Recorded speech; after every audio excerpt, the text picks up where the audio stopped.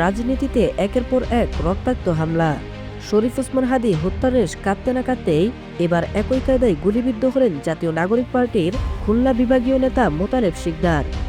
রাজধানীতে ইনকিলাব মঞ্চের মুখপাত্র ও ঢাকা ৮ আসনের স্বতন্ত্র প্রার্থী শহীদ শরীফ ওসমান হাদীকে গুলি করে হত্যার ঘটনার পর দেশজুড়ে আতঙ্ক ও উদ্বেগের মধ্যেই খুলনায় আবারও প্রকাশ্যে মাথায় গুলি করার ঘটনা ঘটেছে।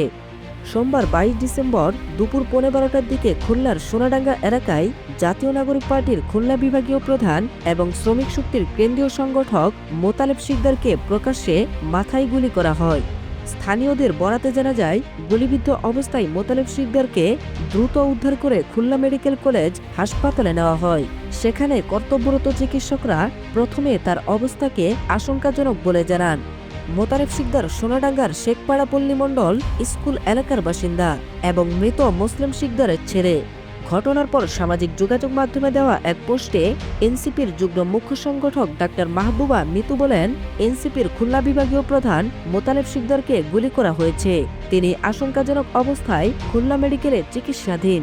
এনসিপির খুলনা জেলা ও মহানগর সংগঠক সাজিদুল ইসলাম বাপ্পি জানান, সোনাডাঙ্গা এলাকায় মোতালেব শিকদার গুলিবিদ্ধ হয়েছেন। স্থানীয়রা তাকে উদ্ধার করে হাসপাতালে নিয়েছে। এদিকে এই গুলির ঘটনায় তদন্তে নেমে খুলনা মহানগর গোয়েন্দা পুলিশ তনিমা তনবী নামে এক নারীকে আটক করেছে। সোমবার রাতে মহানগরীর টুটপাড়া এলাকা থেকে তাকে আটক করা হয়। খুলনা মহানগর ডিবির ওসি তৈমুর ইসলাম বিষয়টি নিশ্চিত করেছেন। পুলিশ জানায়, সোমবার সকালে সোনাডাঙ্গার আল আকসা মসজিদ রোডে ১০৯ নম্বর মুক্তা হাউজের নিচতলার তনবীর বাসায় মোতালেব শিকদার গুলিবিদ্ধ হন। বর্তমানে তিনি খুলনা মেডিকেল কলেজ হাসপাতালে চিকিৎসাধীন। তার অবস্থা শঙ্কামুক্ত বলে জানিয়েছে চিকিৎসকরা।